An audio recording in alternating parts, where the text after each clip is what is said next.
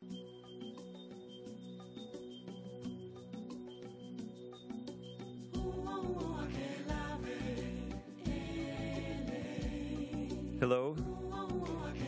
Today we have another session of Climate Matters.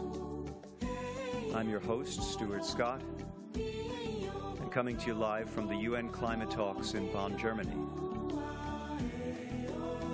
Here's my email address for those who'd like to be in touch either with questions or comments. I'll show it again at the end. And today's burning question: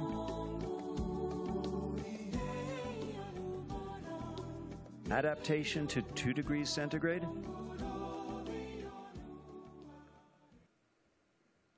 Today's guests we have with us live in our studio: Harjeet Singh, thank you for coming. Teresa Anderson, both of you are from ActionAid. And Tom Athanasiou from EcoEquity. We have questions that we'll be asking our panelists, but we also want to encourage crosstalk conversation. And we're aiming for the audience who is not that familiar with the negotiations, because these people are consummate experts in their fields. They know where the resistances are, where the pressure points are, and most of us in the world are unaware of all the little hidden things in the UN climate talks.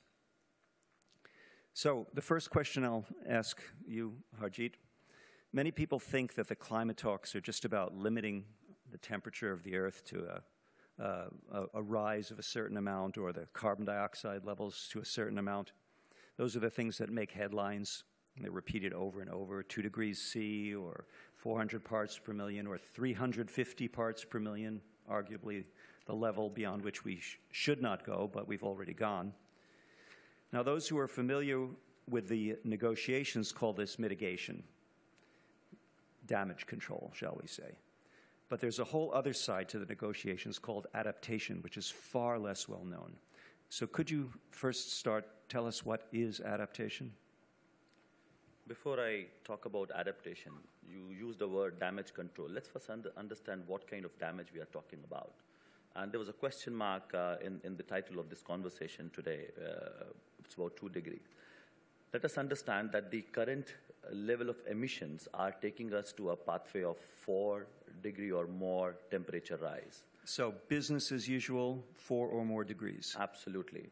And we should also know that the global temperature rise has already reached 1 degree Celsius. And the kind of impacts you are seeing around are increasing number of cyclones, and cyclones are also getting a lot more intense. Recently, we had a cyclone in Vanuatu, and we saw the kind of damage it caused. Number of droughts incidences are increasing.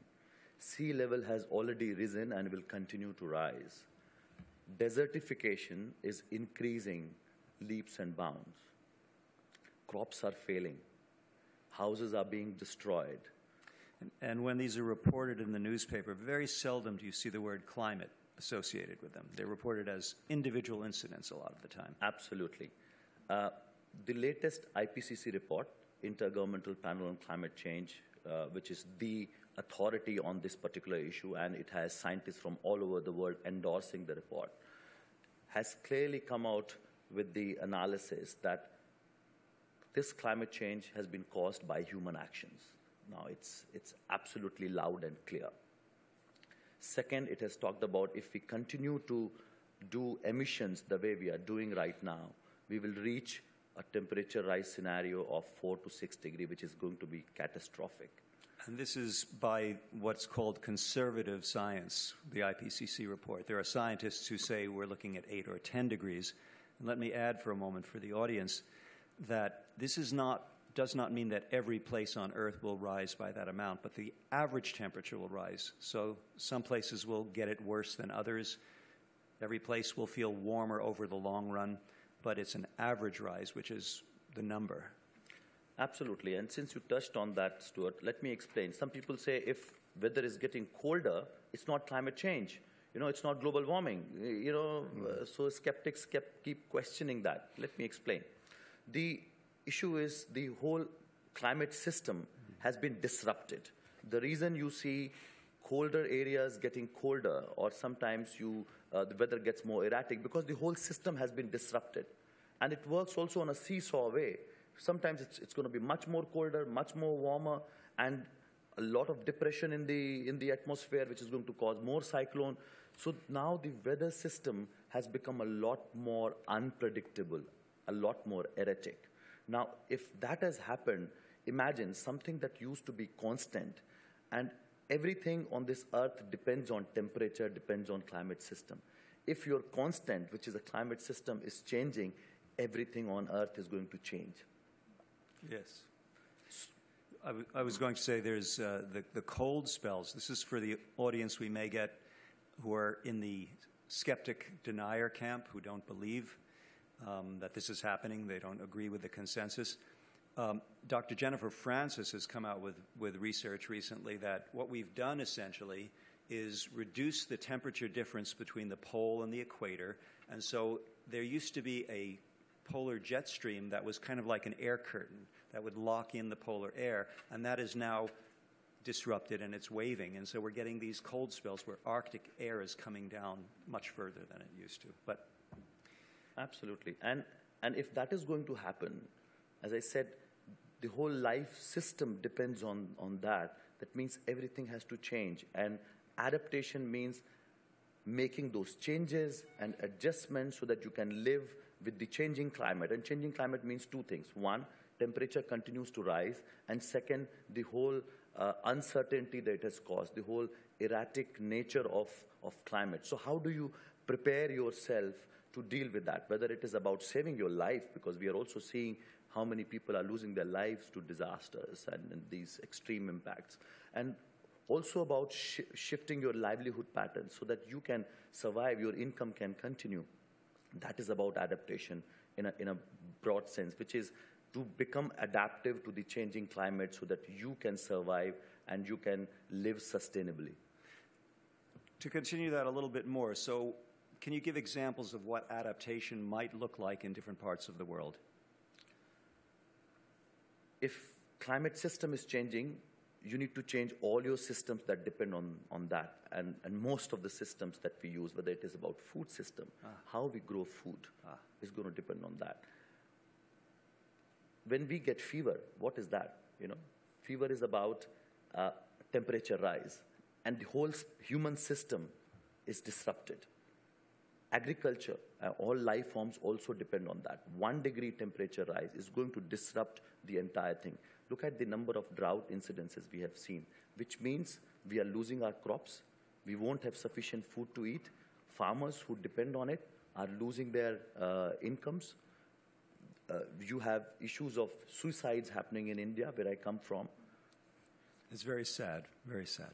And if crops fail, you understand the ripple effect it's going to cause overall. People are losing their homes, people are losing their income, their lives, and that forms the basis of the entire economy, the entire system where we operate.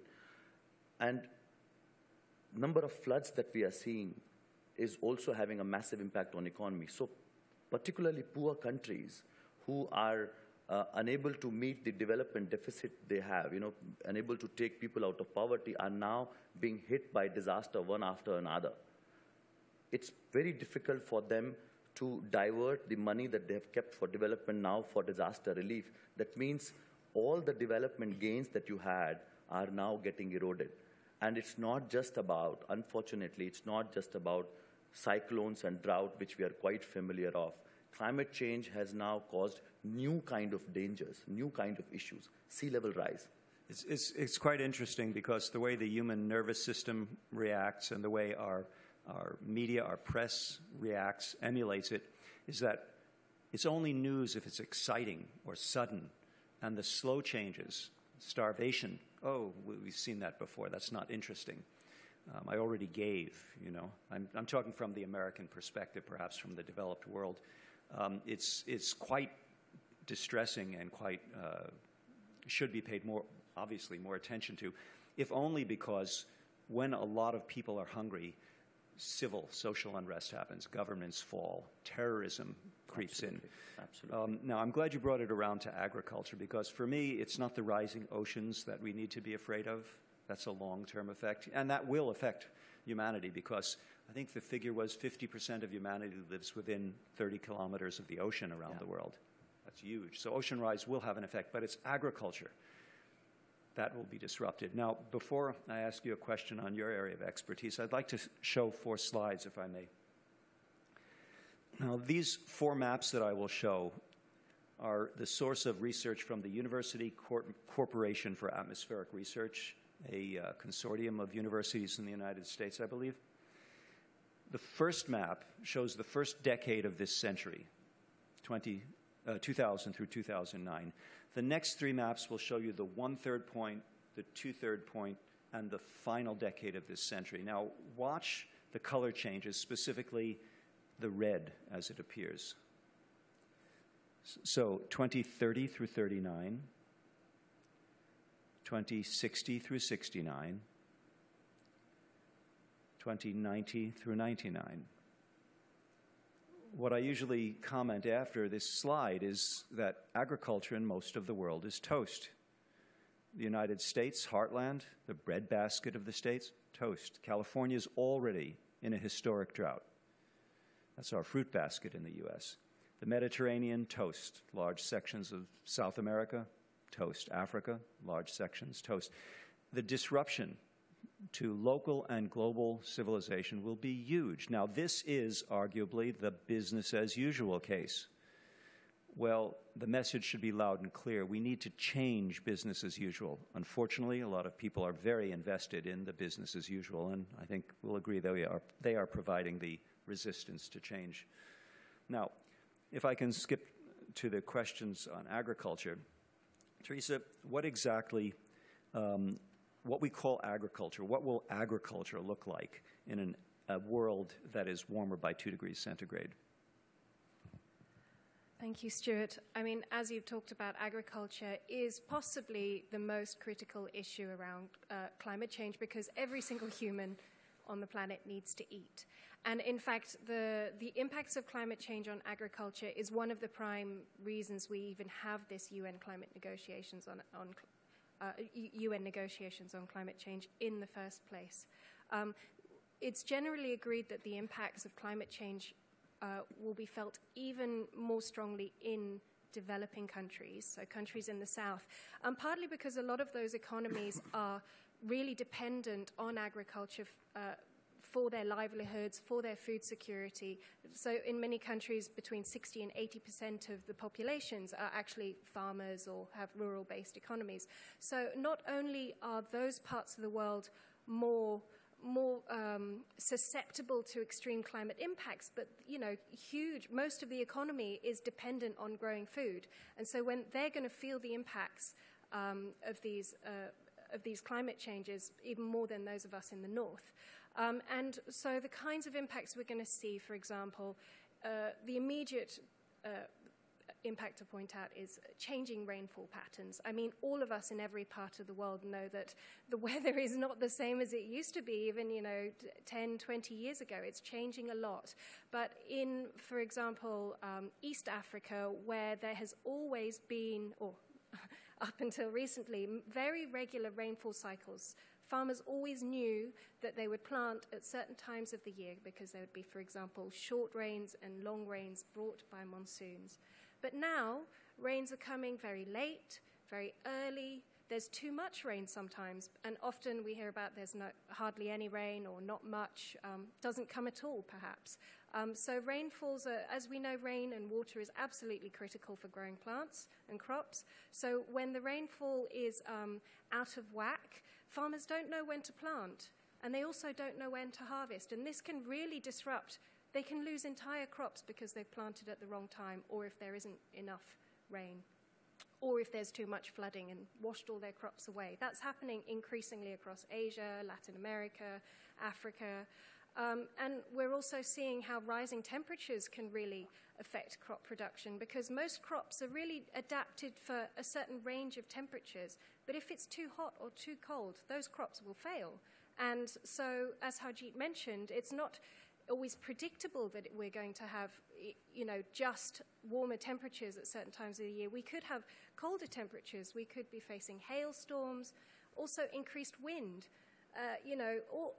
We just don't know from year to year how the temperatures will change and how the weather patterns will change and how this will affect our crops. So how will we adapt?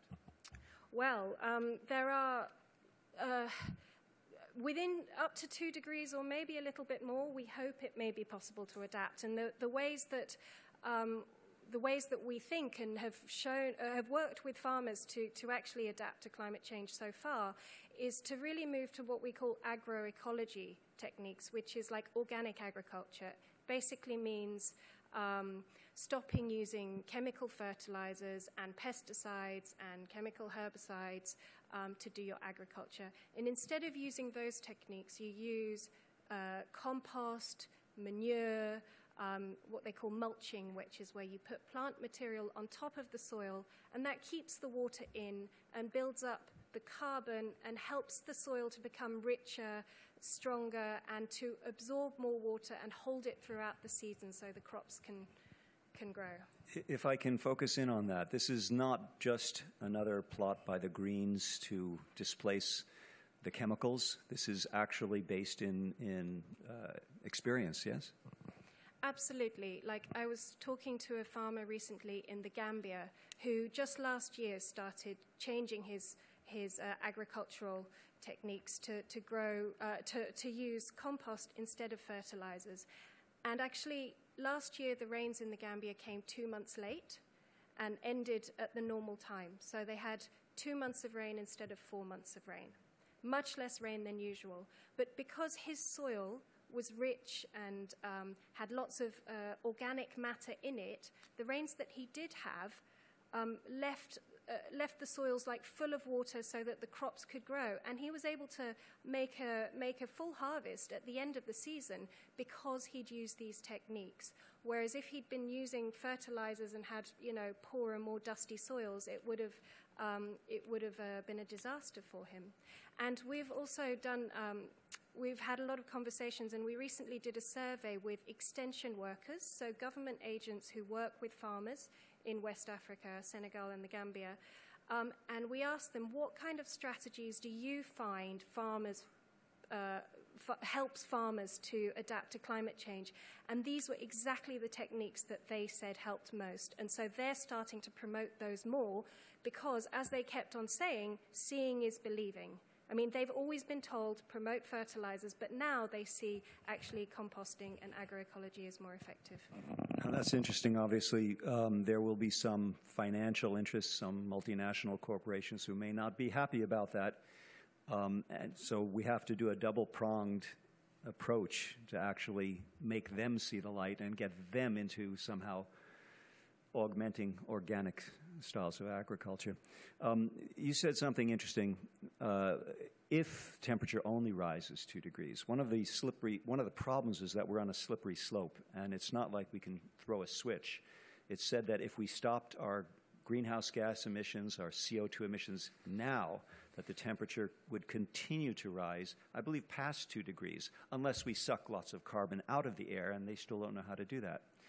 Anyhow, there's difference about the numbers. I see Tom shaking his head. So, Tom, I was going to actually switch to you now, and I was going to, you can go anywhere with this question, but we started these negotiations a long time ago. Maybe you can let us know exactly when. Why are they going so slowly? Why don't we have an agreement by now? And what is possible with the agreement that we're aiming towards in Paris? The negotiations are actually the largest economic negotiations that have ever taken place on the planet. Not climate negotiations, they're economic negotiations. The climate negotiations will have a larger economic impact on the structure of our societies than any other negotiations that have ever taken place, including the trade negotiations. You said that so clearly. It's not surprising that it would be difficult, right? I mean, and the other thing is that the climate crisis isn't coming to us as the only crisis. We're also having a crisis of governance on this planet. We're having a crisis of economic polarization on this planet. I mean, I actually think my favorite statistic in the whole world, which is from Oxfam, a recent Oxfam report, which is that sometime in 2016, economic polarization globally will reach the point where the richest 1% of the human population has as much wealth as all the rest of the people, half of it. And, you know, so you have to ask yourself the question, how could you have a functional governance system given that level of background polarization? People criticize the corporates. Corporate domination is a really big problem. People criticize the fetishism of technology and technological solutions, a really big problem. But in my mind, this is fundamentally a governance problem which is rooted in a political and economic crisis. And that's the background against which we have to make an extremely rapid transition with virtually no historical precedent in terms of its pacing.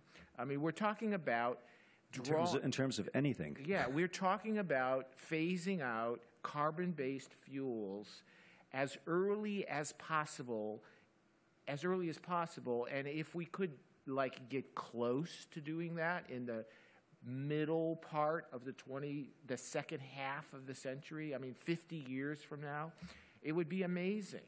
And yet we have to do it. It's too bad that it's so tragic and it's causing the extinction of tens of thousands of species and threatening the livelihoods of billions of people and leading to untold suffering and misery, because if it wasn't for that, it would be incredibly interesting. It's like the hardest problem that we've ever faced. Well, the worst part of all, perhaps, from our perspective, our human perspective, is that we actually have the possibility of our own extinction. There are scientists who say that we may not make it very much further if we can't control our emissions and the heating of the planet. So it's our own mortality. And I just, before you respond again, the economic thing to me is the elephant hiding in the room. The theme that I try to repeat as often as I can is that we have, when you hear or see the word economics, you think it's the only system possible. But in fact, it's a very specific kind of economic system we have. It's called neoclassical economics. It was put in place as the dominant and then the only game in town about 100 years ago by some wealthy bankers. And it serves the rich. It's designed to focus money into the banks and into the owners of the banks. Nations are owned by their central banks. Those central banks are named as if they are part of the government. The Bank of England is a private bank that owns England because it lends money to their government. Very few people know this. Well, the only hope that I think we have of dodging this big bullet coming at us, which we are firing, is by getting those who control the economic meme, the economic system. I call it the defective operating system of the planet. If they recognize that the game is almost over, perhaps they will allow it to change. There are other kinds of economics. I promote ecological economics. I'm sorry for that digression. I mean, Stuart, another way to look at this is that the climate crisis is going to force us to make tremendous changes, right? And we have to make those changes. Many of these changes are changes that we'd like to make anyway, like more democracy, more equal societies, more reliance on ecosystem-based technologies. You know, there's a variety. You know, more well-balanced diets, walking more. I mean, there's many happier things. People. There's many good things about the coming transition, but the point now is that we have to make it, right? John Holdren, who's a senior scientist in Earth studies, likes to say that the future is some combination of mitigation, adaptation, and suffering. And the only thing we don't know is what the exact combination of those three things is. But, you know, there's a lot of good things that can happen in mitigation space. There's a lot of good things that can happen in adaptation space. I personally don't like the we're probably doomed kind of way of talking about this, because there's no reason why we have to be doomed. We have the money, we have the technology, we have the science to save ourselves and our civilization. That's got to be the dominant frame. You know, people know at this point how bad the danger is. What people don't realize is that there's a way out of the box. Thank you. Thank you. That positive note is very, very welcomed. Harjeet? Let me build on what Tom said. So we know the problem. Solutions are there. Then why are we not using those solutions to fix the crisis? I think the challenge is... Homer Simpson would say, oh, duh. The challenge is pretty clear. What has caused climate change? It's global inequality that has caused climate change. You know, some people were emitting much more without giving any regard to ecosystems or how they are capturing the atmospheric space, which is a common ecological space owned by all people on Earth. Or owned by nobody. Or owned by nobody, right? And so some people have used that space more to so-called develop.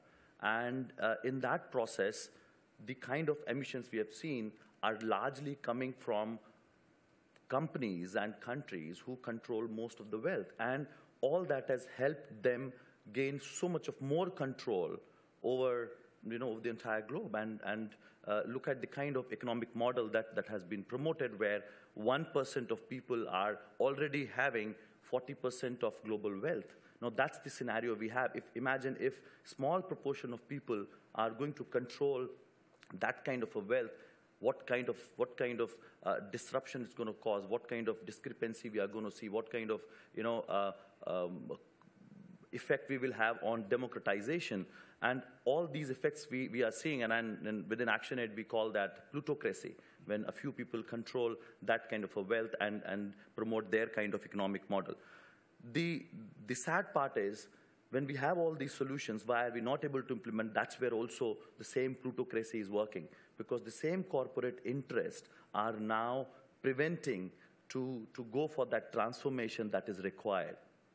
Same whether it is about oil companies, gas companies, or the new kind of models that are being promoted. You know, you talk about biofuels. We all understand how promotion of biofuel was another reason for the food crisis that we saw in the last few years. You know, they're talking of geoengineering. They're talking of sucking carbon out. Instead of making those lifestyle changes at home, which are healthy for the planet, which are healthy, you know, for your own being, we are not making those shifts. Rather, we are saying, you continue emitting. Let's continue with business as usual. We'll find some vague technological solution to fix the crisis. That's human hubris for you. Yes. That's because it is serving some people's interest. And if I may build on that, I mean, technological solutions, who knows, perhaps they're not necessarily bad in and of themselves, but the problem with the solutions that are on the table is that they're going to harm even more the people that are most vulnerable. So, for example, there's talk at the moment of using massive areas of land to grow biofuels and biomass to suck the carbon out of the air to offset rising emissions. And there are scenarios in the IPCC. There's a very august body of scientists that looked at climate scenarios, and they said, well, if emissions keep rising, then we're going to have to use between 500 million and 6 billion hectares of land to grow biomass. As a percentage of the land mass of Earth, what is that? To give you an idea of how much this is, global crop production is 1.5 billion hectares of land. So we're talking about up to 4 times global crop production, or twice the size of Africa. Wow. So obviously it's completely unfeasible, but we've seen with the biofuel land grab in the last years how it's the most vulnerable communities that get pushed off the land, who get left hungry when food prices rise, who lose their livelihoods, and who are forcibly evicted. And this is going to scale this up massively if we're not careful, if we don't actually address the problem and cut emissions rather than looking to false techno fixes or for the most vulnerable to solve the problem that they didn't even cause in the first place. I like to say occasionally that this is an all-hands-on-deck moment in time and an all of the above. So even the dirty word geoengineering, dirty word to some people, haven't we geoengineered the planet already? So we're talking about doing it consciously rather than unconsciously, perhaps. Anyhow, we're getting close to the end of our time, so let me just quickly ask a question of any of you. Do you think an agreement is possible in Paris this year? Yes. Tom, elaborate. We're almost certainly going to have an agreement in Paris unless a blocking coalition forms, which is possible. The question is whether the agreement will be good enough.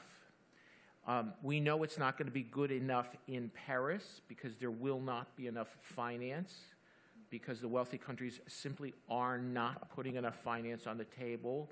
The question for me, by which I will judge Paris, will be whether or not the treaty that we get at the end of the day is built to be strengthened, whether it has so-called ratcheting up mechanisms that will drive an increase in ambition and fairness in the next 5 to 10 years. I'm talking short-term, post-Paris ratcheting up. If there's not ratcheting up mechanisms baked into the treaty that are really visible, strong, and well understood, then we've got a problem. Thank you. Now we're running towards the end of our time. There's no press conference after us, so I think we can go a few minutes over. But Harjeet, you had something more to say? I think the whole discussion right now about the Paris deal, or largely, is all about mitigation, is about reducing emissions. But let us recognize the lag in the system. The climate change that we see today is because of the emissions in the last 100, 150 years. So if we stop, even if we stop all the emissions now, which is going to be next to impossible, you will continue to see impact. So the deal has to talk about reducing emissions, yes, sooner than later. At the same time, how are we going to deal with those impacts? And that's what adaptation is all about. Mm-hmm. So apart from a long-term goal or mid-term goal on reducing emissions, we also need to have a goal on adaptation, which means, making people resilient to climate change. And having that kind of a goal and then continue shifting. If emissions are going to rise and that will cause the temperature rise, you need to continuously shift to survive, to make sure that your agriculture, your incomes continue. So to make all that happen, you have to do massive amount of adjustment, and that has to be recognized. And I'll say one more thing, which is the third part of the agreement is about loss and damage. Whatever you do, the kind of the impact locked in we are seeing right now, you will have some damages on ground. How to deal with that, and especially in poor countries and for poor communities who haven't caused the problem, how do you compensate? How do you help them come out of the crisis? And that's also very important. This is a very contentious part of the negotiations now, the fairness part.